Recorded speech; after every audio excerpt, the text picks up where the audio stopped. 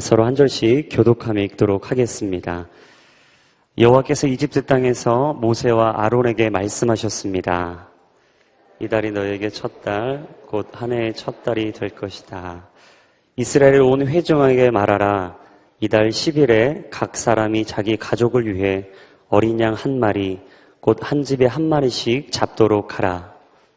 양 한 마리에 비해 식구가 너무 적으면 사람의 수에 따라 가까운 이웃을 데려오도록 하라. 각자가 먹는 양에 맞추어 양의 수를 계산하도록 하라. 너희 어린 양은 흠없는 1년 된 수컷이어야 한다. 양이나 염소 중에서 고르도록 하라. 그것을 이달 14일까지 잘 간직하고 있다가 이스라엘 온 회중이 저녁 무렵에 잡도록 하라. 그러고는 그 피를 얼마 가져다가 그들이 양을 먹는 집의 문틀 양쪽과 위쪽에 바르도록 하라. 바로 그날 밤에 그들은 불에 구운 고기와 쓴나물과 누룩 없는 빵을 먹어야 한다. 너희는 그것을 날 것으로 먹거나 삶아서 먹지 말고 불에 구워서 먹어야 한다. 머리와 다리와 내장도 마찬가지다. 아침에 고기를 조금이라도 남겨서는 안 된다. 만약 아침까지 남은 것이 있으면 불에 태워야 한다. 너희가 고기를 먹을 때는 허리에 띠를 띠고 너희의 발에 신을 신고 손에 지팡이를 들고 서둘러서 먹도록 하라. 이것은 여호와의 유월절이다. 그날 밤에 내가 이집트를 지나가며 사람이든 가축이든 처음 난 모든 것을 치고 이집트의 모든 신들을 심판할 것이기 때문이다. 나는 13절 같이 읽습니다. 내가 이집트 땅을 칠 때 너희 사는 집에 피를 발랐으면 그것이 표시가 돼 내가 그 피를 볼 때 너희를 그냥 지나칠 것이다. 그러므로 재앙이 너희에게 내려 너희를 멸망시키는 일이 없을 것이다. 아멘. 오늘 말씀의 제목 출애굽의 새아침이라는 제목으로 하나님의 말씀을 나누도록 하겠습니다. 오늘은 특별히 김승수 목사님께서 일본 아우리치로 출타하고 계시기 때문에 제가 오늘은 말씀을 선포하게 됐습니다. 저는 제4유 청년부를 섬기고 있는 홍기한 목사인데요. 오늘 하나님께서 주시는 귀한 말씀을 통해서 우리 안에 그동안 꿈꾸고 있었던 새아침이 출애굽의 기대와 소망이 우리 오늘 인생에 오늘 이 밤에 이루어질 수 있기를 예수님 이름으로 축복합니다.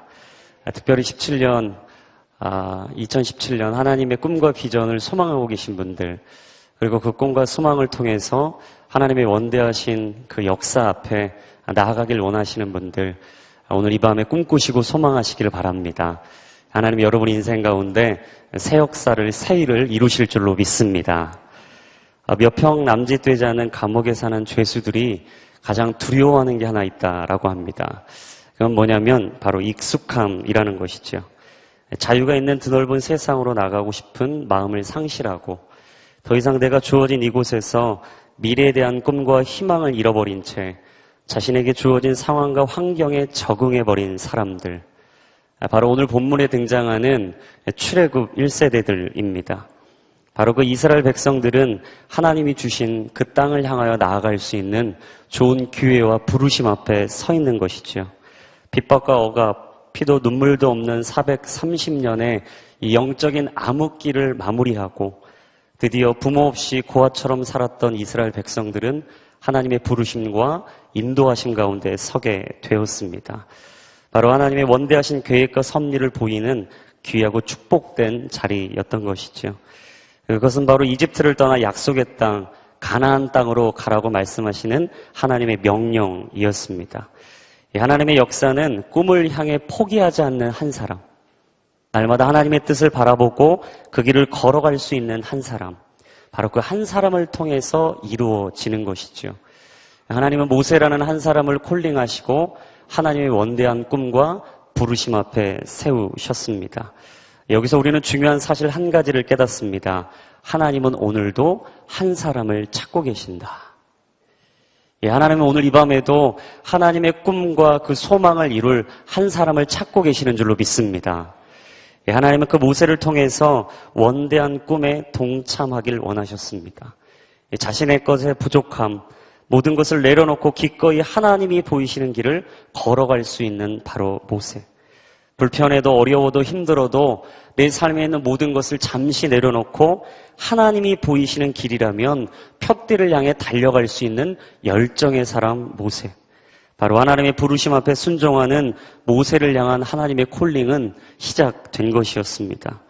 나는 지혜롭지 못하다고, 나는 몸이 약하다고, 내게 주어진 것은 많은 것이 없다고, 나는 사람들이 말하는 대로 살지 못했다고, 나는 스펙도 좋지 않고 흙수저이고 잘난 것이라고는 조금도 없다라고 생각했던 인생들, 바로 절망의 자리에 있는 인생들, 바로 그 인생 앞에 있을 때 하나님 오늘 우리에게 고린도전서 1장 27절에서 29절 말씀에 이렇게 말씀하고 계시죠. 우리 같이 한번 자막을 통해 읽어보겠습니다. 그러나 하나님께서 세량의 미련한 것들을 택하사 지혜 있는 자들을 부끄럽게 하려 하시고 세상의 약한 것들을 택하사 강한 것들을 부끄럽게 하려 하시며 하나님께서 세상의 천한 것들과 멸시받는 것들과 없는 것들을 택하사 있는 것들을 폐하려 하시나니 이는 아무 육체도 하나님 앞에서 자랑하지 못하게 하려 하심이라. 아멘. 하나님의 사람들이여 강하고 담대할지어다. 하나님의 사람들이여 믿음의 렌즈로 하나님이 주신 인생의 길을 보게 될지어다. 하나님은 바로 그 원대한 꿈 앞에 모세를 콜링하고 계신 거였습니다. 여러분, 우리가 기억해야 될 한 가지가 있죠. 그건 뭐냐면 우리는 하나님의 사랑받는 자녀라는 것입니다. 사랑을 받는다는 것은 따뜻함을 의미합니다. 그 따뜻함은 이내 우리 인생에 얼어있던 자리를 녹게 하는 것이죠. 하나님은 얼어붙어 있던 모세의 인생에 찾아가셔서 하나님의 아름다운 그 사랑을 이야기해 주셨습니다. 모세는 자신의 혈기를 절제하지 못하고 자신의 동족 히브리 사람을 괴롭히고 있었던 애굽 사람을 죽이게 되는 살인자가 되었죠. 하나님은 죽음의 그림자로 두려워 떨고 있었던 모세를 찾아가신 겁니다. 모세의 이름, 물에서 건짐받은 자. 바로 죽음 속에서 허덕이고 있던 그의 인생에 생명의 자리로 건져주신 것이었습니다. 하나님은 살인자 모세를 비전의 사람 모세로 새롭게 불러주셨죠. 여러분 기억하십시오. 하나님은 우리 인생에 날마다 새로움을 꿈꾸고 계십니다. 출애굽의 새 아침을 노래하길 원하시고 영광의 하나님을 바라보며 새로운 지평으로 걸어가기를 원하신다라는 거예요. 여러분 출애굽기 3장에 보시면 말을 잘하지 못한다라고 말하는 모세가 하나님 앞에 얘기하는 장면이 등장하죠. 근데 말을 잘 못하는 모세 앞에 웅병과 형 아론을 붙여줍니다. 홀로 있던 모세에게 돕는 사람을 붙여주었던 거예요. 여러분 교회를 사역하다 보면 크게 두 가지 유형의 사람들이 등장합니다. 첫 번째는 바울형이에요. 바울형. 바로 추진력이 있는 사람들. 이 바울형하고 사역을 하면 사실 일하기가 편합니다. 왜냐하면 불같은 성격을 가지고 있고 한 성격 하는 사람들이기 때문에 굳이 여러 말을 하지 않아도 말을 다 알아들어요. 그래서 하면 어를 대답할 줄 알고 한 가지를 일하라고 하면 두 가지, 세 가지, 10가지를 먼저 앞서서 일하게 되는 거죠. 꼭 바울이 자신의 집안을 이야기하면서 나는 이런 사람이다. 8일 만에 할례 받은 사람이다. 이스라엘 족속이다. 베냐민 지파다. 히브리 사람이다. 나는 율법으로 따지자면 바리새인 중에 바리새인이다 라고 말할 정도로 뒤에 백그라운드가 상당히 좋은 사람들도 많죠. 이 교회에도요, 이 왕족이 있고 천민이 있고 말할 수 없는 여러 가지 신분이 있어요. 스펙 좋은 사람도 있습니다. 근데 여러분 스펙 좋은 사람들하고 일하면 편해요. 왜냐하면 아는 게 많아요. 이게 아는 게 많으면 알아서 일을 술술술 하기 시작합니다. 근데 여러분 이런 사람들하고 일하면 편하긴 한데 문제가 하나 있어요. 그건 뭐냐면 서로 팀 사역이 잘 안 된다는 거예요. 그러니까 팀 사역을 하고 서로를 돌아봐주고 늦게 오는 사람에게는 함께 갈 수 있도록 손도 좀 잡아줘야 되는데 이 바울형, 이 추진력이 있는 사람들의 특징 중에 하나는 뭐냐면 혼자 모든 일을 감당하게 된다라는 거예요. 여러분 교회는 어떤 곳입니까? 공동체죠. 공동체는 어떤 곳이죠? 함께 그 길을 걸어가는 곳이에요. 근데 두 번째 어떤 사람이 있는가? 바나바형이 있습니다. 지극히 배려형. 그러니까 바나바 형의 특징 중에 하나는 항상 웃는 얼굴이에요. 그러니까 대화를 하면 먼저 웃음이 있어요. 웃음기가 자욱하고 무슨 말을 해도 항상 방청객입니다. 항상 웃어주고 박수 쳐주고 맞다고 그러고 분명히 내가 틀린 것 같은데 아니라고 좋은 거라고 잘하고 있다고 응원해주고 마음을 만져주죠. 그래서 이런 사람들하고 있으면 마음이 편해져요. 마음이 편해지니까 막 안 하던 것도 하게 되고 못 하던 것도 잘할 수 있게 되고 막 힘이 나면서 그 일을 같이 하는 겁니다. 얼굴에는 온통 천사의 모습인 거죠. 놀라운 사실은 이런 사람들의 단점 하나는 뭐냐면 일이 추진이 안 된다는 거예요. 분명히 아우리치가 다음 주에 떠나야 되는데 일이 준비가 안 돼 있는 거예요. 당장 뭔가의 프로젝트를 준비해야 되는데 수련회를 가야 되는데 아무것도 준비하지 않고 있는데 다 잘 될 거라고 말하는 거예요. 상당히 긍정적인 건 좋은데 대책이 없는 건 문제가 있는 거죠. 여러분 우리가 같이 이 시간을 보내다 보면 상당히 여러 가지 유형의 사람을 만나게 됩니다. 여러분 기억하십시오. 다른 것이 틀린 것은 아니라는 거예요. 여러분 우리 인생에 다른 모습들이 있습니다. 사람마다 가지고 있는 은사가 참 달라요. 그런데 우리가 다른 것을 인정하지 않게 되면 그것이 틀리다고 생각하게 돼요. 근데 여러분 사람은 틀린 것은 없습니다. 하나님이 주신 은사가 다를 뿐이죠. 하나님은 모세라는 사람의 은사를 아셨습니다. 그리고 그 사람을 세우셔서 주의 뜻을 이루기 원하셨죠. 전도서 4장 12절 말씀에 이렇게 말씀하시죠. 한 사람이면 패하겠거니와 두 사람이면 맞설 수 있나니 세 겹줄은 쉽게 끊어지지 아니하느니라. 여러분 혼자서는 어렵습니다. 하지만 함께 가면 그 일을 감당할 수 있는 거예요. 혼자 하면 그 일은 어려운 겁니다. 하지만 그 일을 할 수 있는 믿음의 사람들이 있다면 그 일은 능히 이루어질 줄로 믿습니다. 바로 하나님은 모세라는 두려워하는 사람 앞에 함께 할 수 있는 아론이라는 사람을 붙여 주셨던 거죠. 혼자서는 어려웠을 출애굽이라는 새 역사를 모세와 아론이라는 두 사람을 통해 바로 왕과 맞서게 하시고 묶여 있었던 그 땅 가운데 자유를 향한 갈망을 통해 하나님은 출애굽의 새 아침을 준비하고 계셨던 것입니다. 여러분 오늘 본문 출애굽기 12장 전까지는 이 모세와 아론이 바로왕과 목숨을 건 치열한 한판 승부를 펼치는 장면이 등장해요. 여러분 하나님은 마음이 강팍해서 이스라엘 백성들을 이 약속의 땅으로 보내지 않고 있는 바로왕과 이집트 땅에 10가지 재앙을 주셨습니다. 첫 번째는 피 재앙이었어요. 이집트의 생명의 줄기라고 말하는 나일강이 다 피로 변한 거죠. 두 번째는 개구리 재앙이었습니다. 이집트 전역에 개구리로 가득 차게 된 거였어요. 세 번째는 이재앙. 아론이 지팡이로 먼지를 치자 그 먼지가 이로 바뀌어서 그 땅에 있던 모든 것들이 다 이로 바뀌게 되는 어려운 일. 그 다음은 파리의 재앙이었죠. 돌림병과 종기와 우박과 메뚜기와 흑암과 마지막 장자의 재앙까지. 이집트에서는 이로 말할 수 없었던 재앙이 가득하기 시작했습니다. 근데 여러분 이상한 게 한 가지 등장하는데 하나님의 명령에 불순종한 바로왕. 사실 이는 10가지 재앙을 봤다면 이 기적을 봤다면 이제 살아계신 하나님을 봐야 했던 거예요.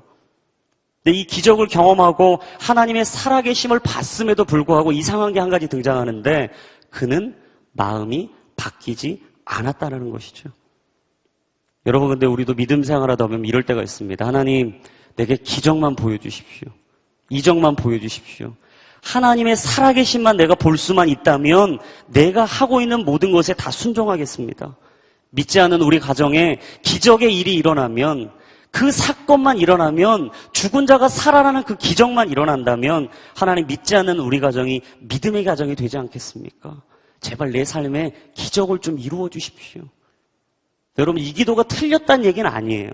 하지만 사람의 근본적인 변화는 기적만으로 이루어지지 않는다라는 사실이죠.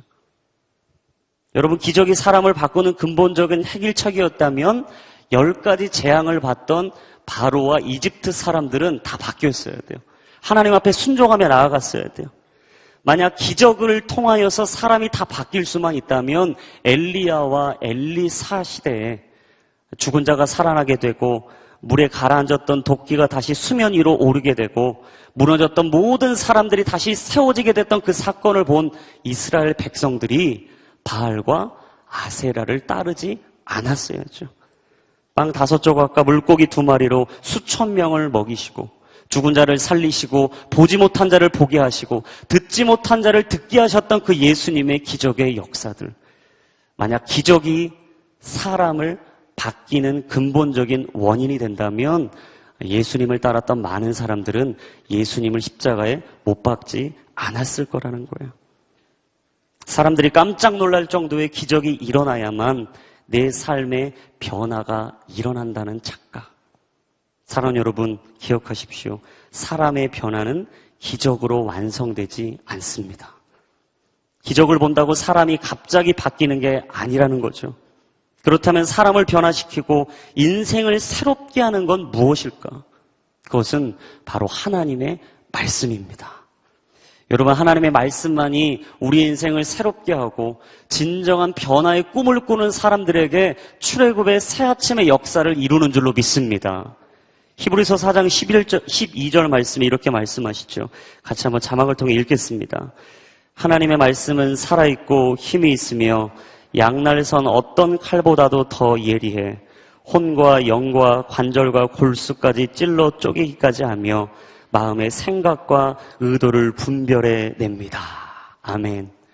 여러분, 아브라함은 믿음의 조상이 될 수 있었던 비결, 바로 하나님의 말씀이 들리자 모리아 산으로 자신의 아들을 데리고 떠났던 거죠. 사무엘이 진정한 제사장으로 설 수 있었던 건 하나님의 부르심 앞에 예 주님 제가 여기 있습니다. 저에게 말씀하옵소서 하나님께 반응했을 때였어요. 사도 바울이 진정한 하나님의 사도로 세워질 수 있었던 건 사울아 사울아 왜 내가 나를 핍박하느냐라는 주의 음성 앞에 다시 한번 주의 음성을 듣고 믿음으로 반응했을 때 인생의 변화가 일어났다는 것이죠. 여러분, 사람은 하나님의 말씀이 들릴 때 변화됩니다. 아무리 똑똑해도 많은 것을 배웠어도 많은 가르침 속에 사람의 삶을 살아왔어도 좋은 경험을 많이 했어도 여러분 그런 것이 사람을 바꾸지 않는다라는 거예요. 바로 생명력이 있는 하나님의 말씀, 운동력이 있는 하나님의 말씀, 마른 뼈 같은 인생에 성령의 바람이 불어와 주의 뜻을 이루게 하고 하나님의 말씀이 들릴 때 다시 한번 죽은 자가 살아나게 되는 역사, 바로 그게 하나님의 말씀의 능력이라고 하나님은 말씀하고 있는 것입니다. 사랑하는 여러분, 에스겔처럼 말씀의 두루마기를 먹으십시오. 꿀송이보다 더 달다고 말했던 시편의 고백처럼 날마다 꿀처럼 단 하나님의 말씀을 먹으십시오. 그리고 하나님께서 우리에게 주신 그 말씀을 오늘도 선포하십시오. 그러면 기적이 사람을 바꾸는 것이 아니라 말씀이 사람을 바꾼다라는 이 진리 앞에 우리가 날마다 주의 말씀을 깊이 새겨 주의 길을 따라갈 수 있는 저와 여러분들의 인생이 될 수 있기를 예수님의 이름으로 축복합니다. 오늘 본문의 1절과 2절 말씀을 통해서 또한 하나님이 주신 메시지를 보길 원하는데요. 오늘 본문의 1절과 2절 말씀 같이 한번 읽어보도록 하겠습니다. 시작. 여호와께서 이집트 땅에서 모세와 아론에게 말씀하셨습니다. 이 달이 너희에게 첫 달, 곧 한 해의 첫 달이 될 것이다. 여러분 보시면 6월절은 이스라엘에게 있어서 가장 중요한 절기 중에 하나였습니다. 6월절은 그냥 단순한 절기 중에 하나가 아니었어요. 반드시 그 민족에게는 기억돼야 될 절기였고 그 6월절에는 하나님의 기적과 이적, 아니 하나님의 새로운 시작을 기억해야 될 아주 중요한 영적인 정체성을 가지고 있던 절기 중에 하나였다라는 거죠. 여러분 6월절이 어떤 절기의 달이냐면 현재력, 그러니까 지금 우리가 살아가고 있는 달력으로 본다면 이 3월의 중순쯤이었어요. 분명히 누가 봐도 1년의 처음은 아닙니다. 여러분 오늘 본문의 2절 보니까 뭐라고 나오는가? 이 달이 너희에게 첫 달이 되게 해야 된다. 한 해의 첫 달이 될 것이다 라고 말하고 있어요. 근데 여러분 하나님이 왜 이 절기를 너희의 인생의 첫 달로 삼아야 하느냐? 그리고 너희들이 살아가고 있는 그 인생의 한 해의 첫 달로 삼아야 되느냐라고 말하고 있는가?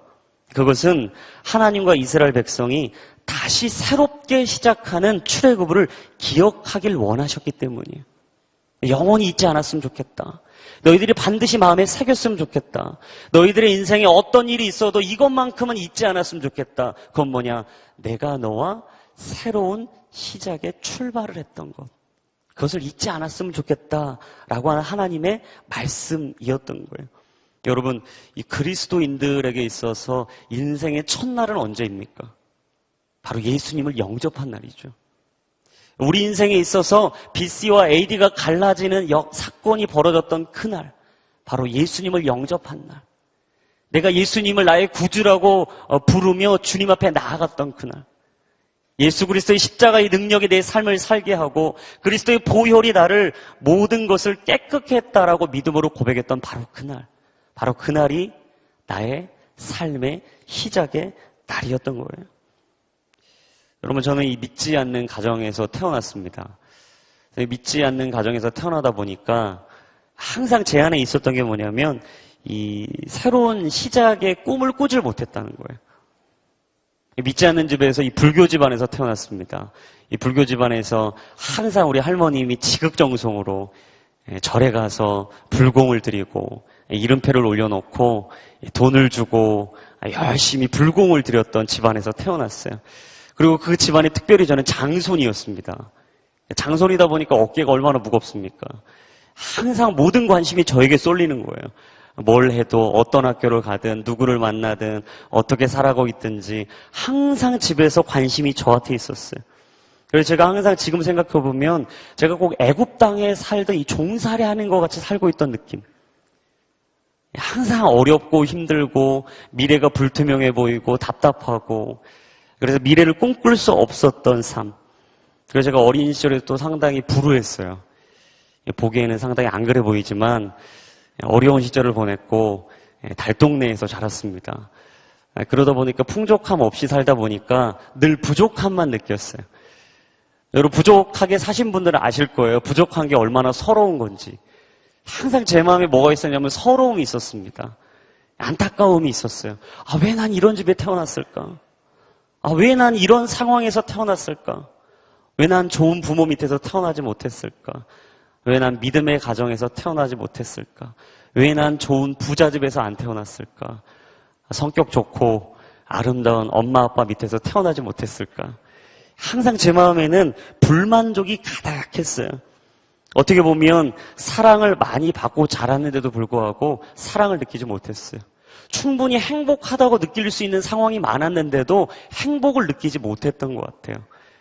남들이 보기에는 편한 인생을 걸어왔다라고 생각할 수도 있는데 저는 한 번도 제 인생이 편했다라고 생각한 적이 없었던 것 같아요.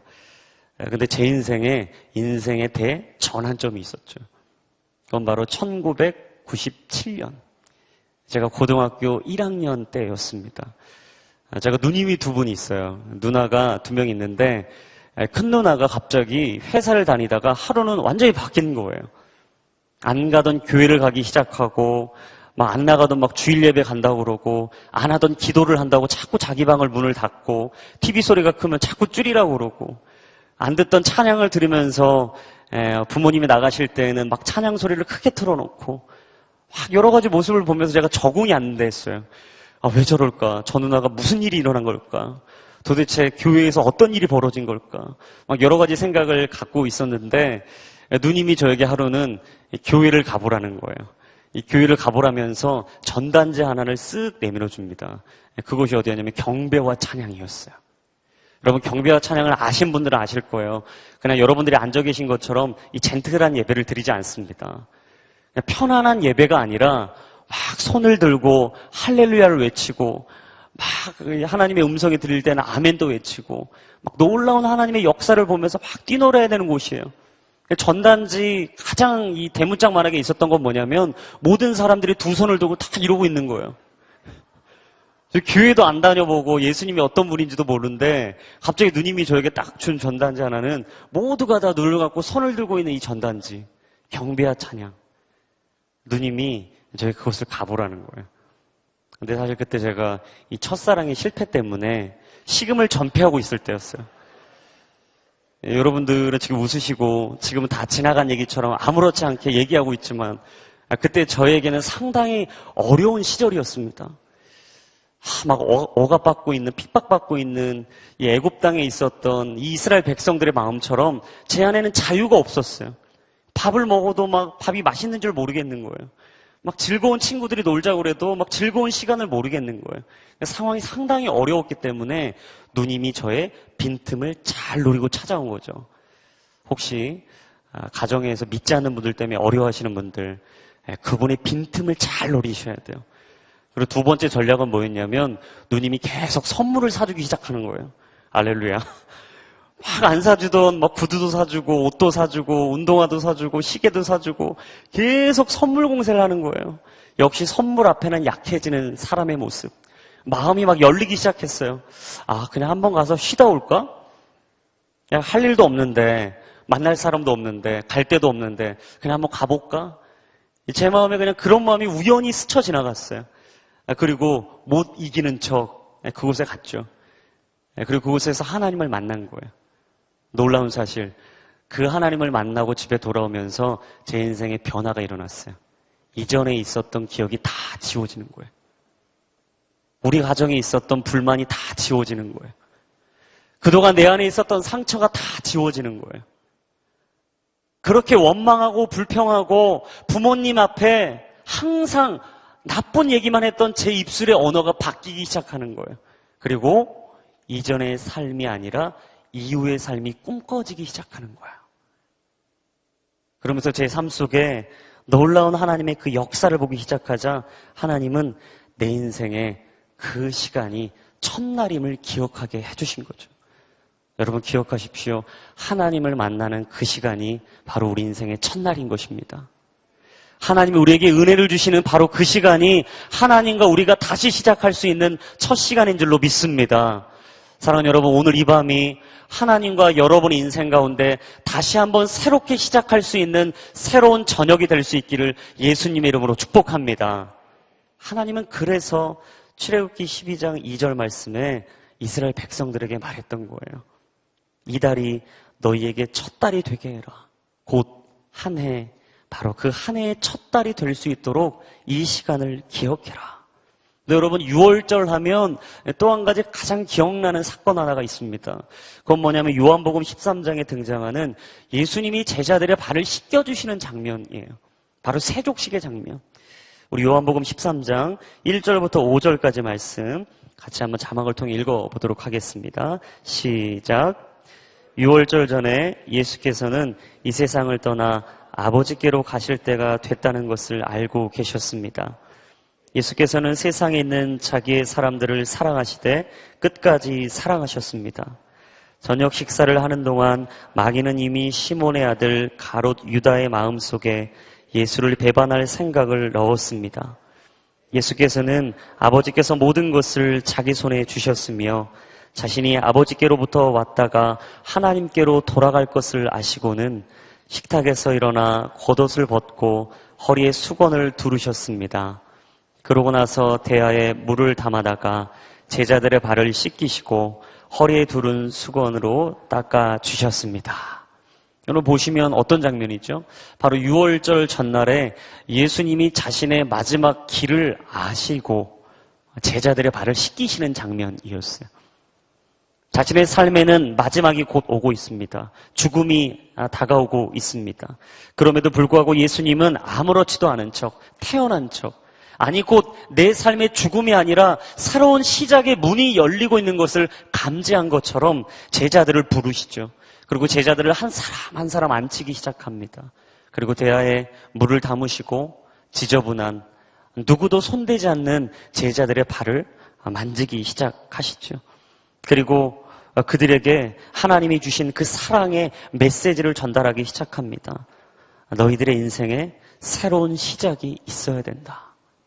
여러분 예수님이 왜 자신의 마지막에 제자들의 발을 씻기셨는가?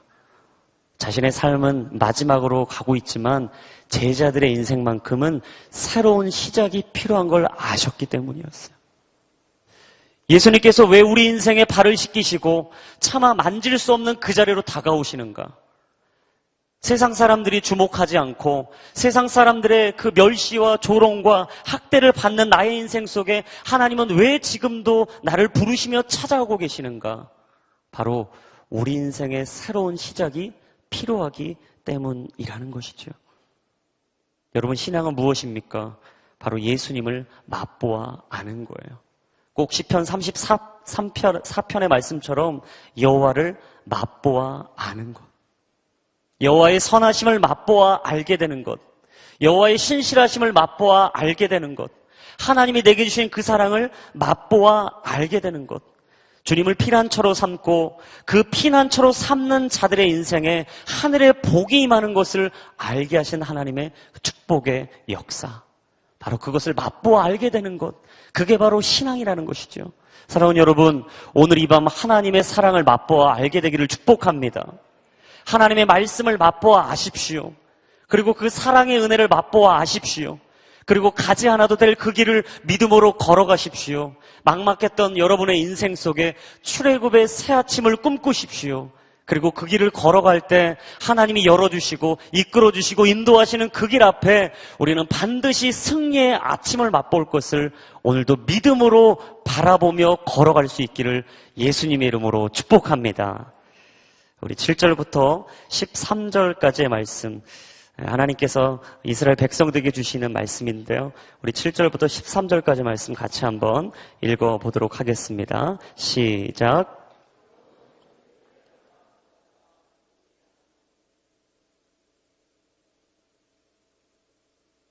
바로 그날 밤에 그들은 불에 구운 고기와 쓴 나물과 누룩 없는 빵을 먹어야 한다. 너희는 그것을 날것으로 먹거나 삶아서 먹지 말고 불에 구워서 먹어야 한다. 머리와 다리와 내장도 마찬가지다. 아침까지 고기를 조금이라도 남겨서는 안 된다. 만약 아침까지 남은 것이 있으면 불에 태워야 한다. 너희가 고기를 먹을 때는 허리에 띠를 띠고 너희의 발에 신을 신고 손에 지팡이를 들고 서둘러서 먹도록 하라. 이것은 여호와의 유월절이다. 그날 밤에 내가 이집트를 지나가며 사람이든 가축이든 처음 난 모든 것들을 치고 이집트의 모든 신들을 심판할 것이기 때문이다. 나는 여호와다. 내가 이집트 땅을 칠 때 너희 사는 집에 피를 발랐으면 그것이 표시가 돼 내가 그 피를 볼 때 너희를 그냥 지나칠 것이다. 그러므로 재앙이 너희에게 내려 너희를 멸망시키는 일이 없을 것이다. 유대인들이 유월절을 기념하면서 식사를 할 때 그게 세 가지의 음식을 식탁에 올려놓는다고 합니다. 첫 번째는 쓴 나물이에요. 이 쓴 나물의 이름을 딱 들어보면 왜 이게 쓴지를 느껴지시죠? 바로 이집트의 압제, 이집트에서 겪었던 그 어려움을 상징하는 것으로 바로 쓴 나물을 먹는다고 해요. 두 번째는 뭐냐면 무교병입니다. 이 무교병은 오늘 본문에도 나와 있지만 이 빨리 먹고 빨리 갔어야 될 정도로 이 누룩이 없는 빵을 먹어였고, 그리고 하나님이 신속히 가라 말씀하시는 부르심 앞에 바로 반응해서 나가야 되는 것을 상징하는 음식이었죠. 그리고 마지막 세 번째는 뭐냐면 고기였습니다. 생명을 선사하고 자신들을 대신해서 죽은 어린 양과 염소의 죽음을 기념하는 음식. 그게 바로 고기였다고 그래요. 그러고 보니까 고난을 묵상하고 상황의 긴박함을 기억하고 이 죽음을 통한 생명을 생각하라는 깊은 뜻으로 줬던 바로 이 식탁의 교제. 그만큼 유월절에 이 음식을 준비하고 유월절을 기억한다는 것은 이스라엘 백성들에게 있어서 아주 중요한 의식이었고 교제였던 거죠. 근데 여러분 11절에 보시면 조금 이상한 게 하나 등장합니다. 11절에 분명히 10번째 재앙이 끝나고 이 바로왕이 떠나도 된다라는 허락이 떨어졌는데 그 상황이 얼마나 긴박했는지를 잘 보여줘요. 여러분 11절 한번 보시죠. 11절에 이렇게 나옵니다. 너희가 고기를 먹을 때는 허리에 띠를 띠고 너희의 발에 신을 신고 손에 지팡이를 들고 서둘러서 먹도록 해라. 이것은 여호와의 유월절이다. 여러분 얼마나 긴박했는지 상상이 되시죠? 갑자기 고기를 먹는데 상상해 보세요. 허리에 띠를 띠는 거예요. 갑자기 없던 막 혁대를 막 두르고. 너희 발에 신발을 신어라. 무슨 말입니까? 당장 도망갈 채비를 하고 있어라. 그리고 손에 지팡이를 들고 서둘러서 먹으라. 체할 것 같아요. 막 제가 이걸 상상을 해봤더니 먹다 체하게 생겼어요. 안 먹으니만 못할 정도로 지금 상황이 상당히 긴박하고 급박한 거죠. 무슨 말이냐면 바로 왕의 마음이 언제 바뀔지 모르는 거예요. 계속 바뀌고 있는 이 바로 왕의 마음이 언제 바뀔지 모르니까 하나님 11절에 긴박하게 금박하게 준비하고 있으라는 거죠. 여러분, 근데 더 이상한 거는 7절과 13절에 나와요. 7절에 한번 보시죠. 7절 말씀에 그러고는 그 피를 얼마 가져다가 그들이 양을 먹는 집의 문틀 양쪽과 위쪽에 바르도록 해라. 무슨 말이냐면 이 고기를 먹은 사람들의 집에 문설주와 임방에 그 피를 바르라는 거예요. 상당히 상식적이지 않은 말씀을 하신 거죠. 그러면서 13절에 이렇게 말씀하십니다. 내가 이집트 땅을 칠 때 너희 사는 집에 피를 발랐으면 그것이 표시가 돼 내가 그 피를 볼 때 너희를 그냥 지나칠 것이다.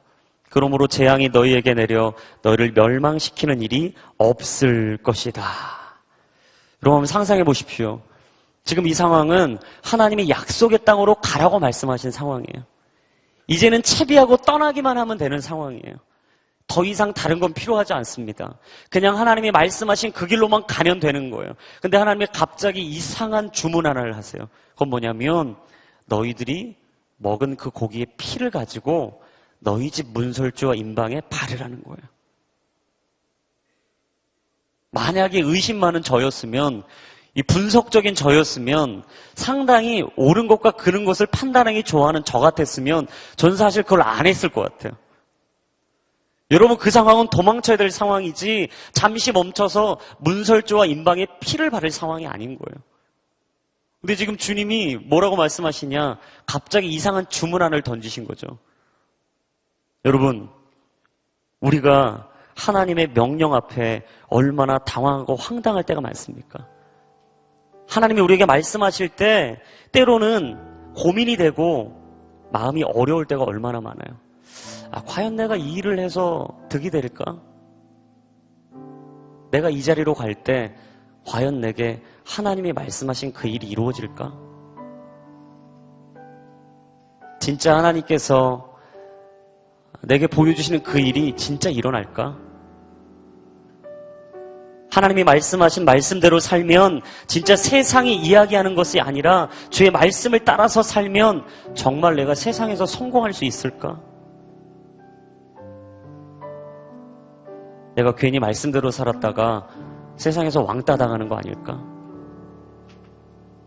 무슨 문설주에 피를 바르고 임방에 피를 바르고 상식적이지 않은 그 일을 순종하고 과연 내가 그 길을 따라가는 게 내 인생에 어떤 득이 될까? 여러분 우리가 믿음 생활하면서 얼마나 수없이 하나님의 말씀을 재고 있는지 모릅니다. 이 이스라엘 백성들도 지금 생각이 복잡했을 거예요. 진짜 내가 하나님 말씀에 순종해야 되는 건가? 내가 진짜 하나님 말씀하신 대로 해야 되는 걸까? 내가 목숨을 걸고 지금 도망가도 현찬을 파네 진짜 내가 이 자리에 머물러서 주의 말씀을 따르는 게 옳은 것일까? 아마 이스라엘 백성들도 계속해서 잔머리를 굴리고 있었을지도 몰라요. 네, 여러분 기억하십시오. 믿음의 시작은 이해가 아니라 순종이에요. 하나님은 이스라엘 백성들에게 이해를 하라고 요구하신 게 아니라 순종을 요구하고 계셨던 거죠. 여러분 우리가 때로 출애굽의 새 아침을 꿈꾸면서 언젠가 내 인생이 변하겠지. 언젠가 내 인생이 바뀌겠지. 내 인생에도 언젠가 남들이 꿈꾸는 새 아침이 오겠지 라고 생각하며 삽니다. 근데 우리가 착각하는 것 중에 하나, 잊고 있는 것 중에 하나가 있는데 그건 뭐냐면 과연 우리가 하나님의 말씀을 있는 그대로 믿고 따르고 있는가라는 거예요. 여러분 어떻게 어린아이가 먹이고 입히고 세우고 이끌어가는 부모의 마음을 다 알겠습니까? 어떤 학생이 바른 어른이 되라고 가르치는 선생님의 그 마음의 전부를 헤아릴 수가 있겠어요? 신앙은 이해를 말하지 않고 순종을 요구하는 거예요. 하나님은 출애굽의 새 아침을 꿈꾸며 다시 한번 그 미래를 향해 달려가길 원하는 우리에게 요구하는 것은 무엇이냐? 바로 믿음이라는 거예요. 하나님을 향한 순종. 그리고 그 말씀을 따라가길 원하는 믿음의 결단. 그것을 원하신다라는 거죠. 여러분, 문설주와 임방에 바르는 피가 무엇을 상징합니까? 바로 예수님의 보혈이에요. 다른 말로 하면 예수님의 보혈을 그 문설주와 임방에 바르면 그 집은 살게 될 거라는 거예요. 할렐루야. 여러분, 오늘 이 밤 주 예수의 보혈을 의지하는 인생마다 살게 될 줄로 믿습니다. 그 예수님의 보혈을 의지하는 삶, 그 예수님의 피의 능력을 의지하는 삶, 예수 보혈의 능력이 또다. 예수 보혈의 능력이 또다. 상처받은 내 마음을 만져주시고 막혀있는 내 인생의 길을 열어주시며 닫혀있었던 내 미래의 문을 활짝 열어주시는 역사, 여러분, 바로 예수 그리스도의 보혈을 의지할 때예요. 여러분, 언제 우리 인생의 새 창조의 날이 임합니까? 언제 우리 인생의 새 역사의 꿈이 이루어집니까? 바로 보혈을 의지할 때, 예수 보혈을 의지할 때, 예수님의 십자가를 바라볼 때, 그리고 그 십자가의 능력이 내 인생을 살게 함을 오늘도 고백할 때, 여러분, 그때 우리는 살게 되는 줄로 믿습니다. 여러분, 그때 바로 영적인 지진이 일어나는 거예요. 내 인생에 영적인 지진이 일어나고 다시 하나님과 새로운 시작을 하고 싶어지고 꿈을 꾸고 싶어지고 꿈꾸는 자리에 내가 달려가고 싶어지는 것. 여러분, 그때는 바로 내가 하나님 곁에 있을 때죠. 사랑하는 여러분, 바로 이 예배의 자리, 바로 이 화요 성령 집회, 바로 이 자리가 여러분의 새로운 역사의 시작의 자리가 되기를 예수님의 이름으로 축원합니다. 바로 이 기도의 시작이 여러분의 출애굽의 새 아침을 바라보며 달려갈 수 있는 영적인 시작이 될 수 있기를 예수님의 이름으로 축복합니다. 거짓이 깨어지고 진리가 세워질 겁니다.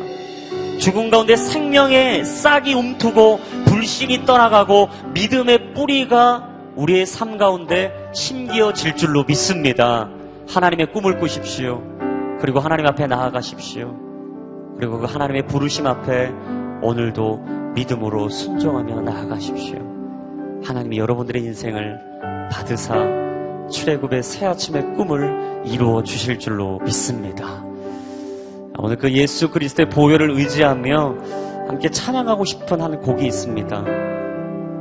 예수님의 피밖에 없다라는 고백, 그 예수 보혈의 능력이 있다는 고백, 그 찬양의 고백을 우리가 같이 한번 했으면 좋겠는데요. 오늘 이 시간 그 보혈의 능력을 의지하며 기도하길 원하시는 분들마다 우리 마음에 한번 손을 얹고 같이 한번 이 찬양을 고백했으면 좋겠습니다.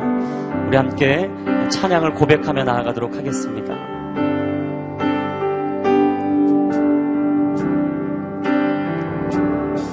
보혈 세상의 모든 헛된 외침보다 능력 있는 말씀 날 의롭다 하며 날 보호하시는 예수의 보혈.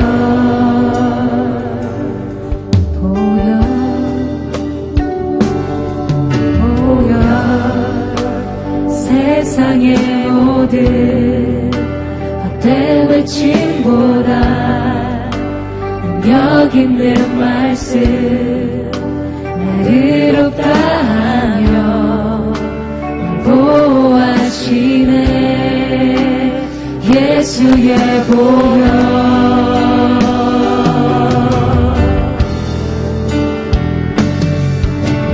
우리 죄를 씻기고 다시 온전케 하는 예수 피밖에, 예수의 피밖에 없네.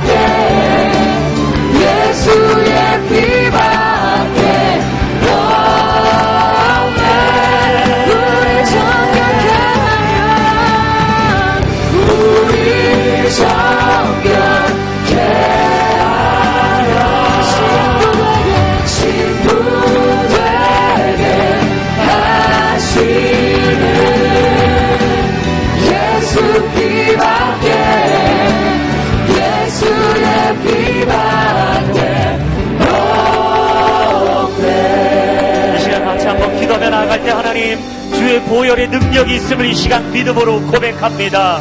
예수 보혈의 능력이 있는 줄로 믿습니다. 주의 보혈의 능력이 있는 줄로 믿습니다.